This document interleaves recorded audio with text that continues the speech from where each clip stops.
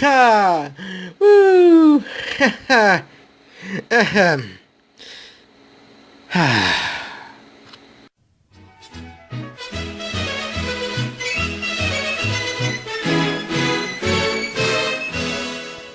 Okay, so yesterday I just got back from seeing Guardians of the Galaxy Volume 2, and I wanted to make a video discussing what I think. Now, for those who do not know, I loved the first Guardians of the Galaxy. It was a fun, action comedy thrill ride of Marvel Entertainment. And when the sequel was put into production, I got hyped, obviously. And now I saw it, but I'm kind of sad to say, I kind of hated it. What? What? Wait, what? Okay, so maybe I said it wrong. Okay, so I didn't exactly hate it, but I was just kind of disappointed by it. Why, you may ask? Well, I've written down 5 reasons as to why I think this film is such a big disappointment. Now, guys, just be aware, this is simply my opinion. You guys don't have to rage in the comments telling me I'm wrong just because you like it and you disagree with me. And Marvel, etc., etc.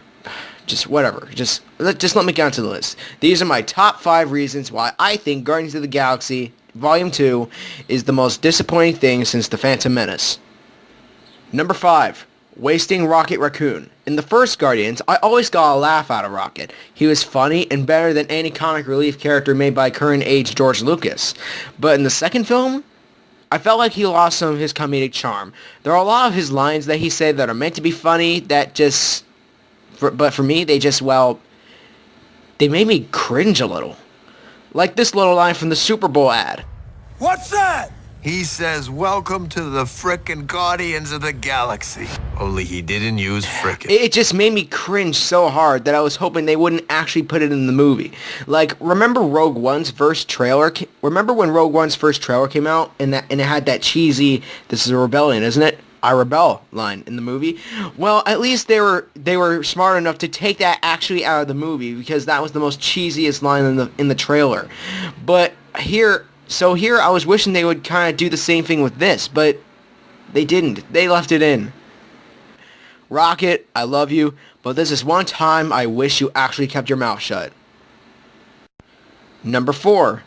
The dumb-looking CGI. Now, I will admit, I found some of the CGI in the first film a bit unconvincing at times, but most other times it looked pretty awesome.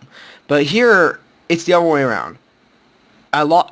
There are only some times where it looks convincing, and most times it looks unconvincing. This is Phantom Menace level CGI here. Again, there are good effects here and there, but most of the CGI in this film just kind of looks super unconvincing.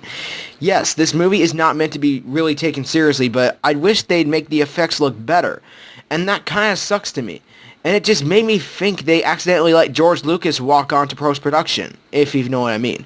There's even a moment in where Yondu, Rocket, and this one other Ravager, I can't remember his name, and Baby Groot are flying so fast, which I guess is supposed to be hyperspace, and their faces start forming into bizarre abominations. It scared the hell out of me.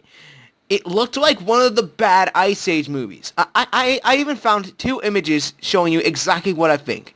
Here, look at these. Is that not the scariest friggin' thing you've ever seen in your life? Number 3. Some of the acting. Now, don't get me wrong. The cast of the original still do a great job at their acting here. Chris Pratt, Zoe Saldana, Michael Rooker, and Karen Gillan give performances that are just as good as they did in the first film. But here, some of the newer cast members felt flat and boring.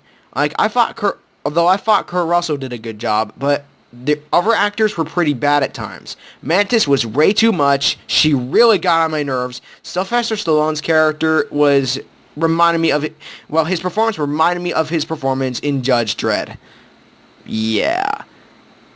And also, why would you put him in the casting credits of your opening titles if he's only in 3 really short scenes?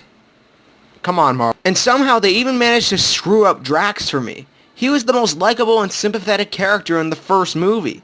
How can you possibly screw him up?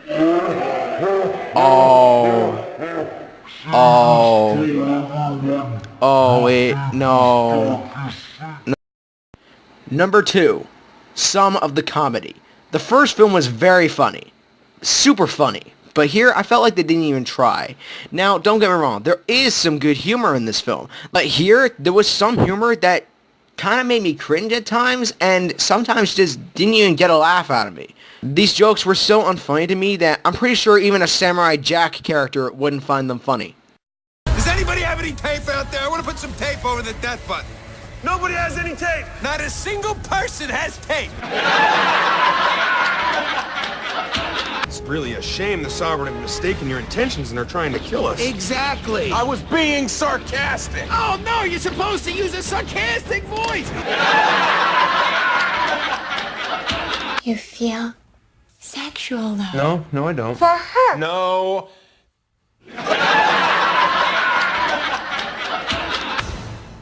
That's my underwear. Number 1. Okay, now look. The biggest reason I was disappointed at this film is that there's no build-up to the first appearance of the Guardians. After we are shown a backstory on Earth, we instantly cut to a scene where the Guardians are fighting the giant Godzilla-puss in the Golden City, and that's it. There isn't really that much build-up. Like, I know it's a sequel, but can we at least get some big build-up to their first appearance? Come on. It's kind of dumb to me, to be honest. So, yes, I did not like Guardians of the Galaxy Volume 2, but I didn't absolutely despise it either. It's not Max Steel that they're bad.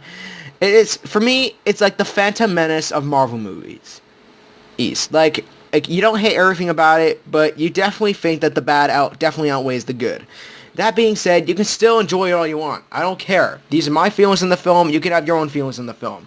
Like I said, there are still some things that I do like. There are some CGI effects that are pretty good. Some of the acting is still pretty good, mostly from Chris Pratt and Zoe Saldana. And there is some funny humor in there.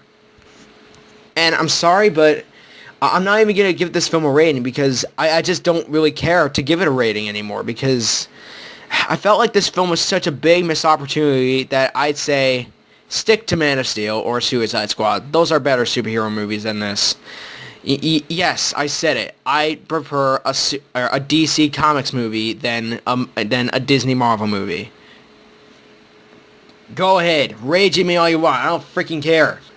That's it. I hope you guys enjoyed this video and have a good night. Peace out.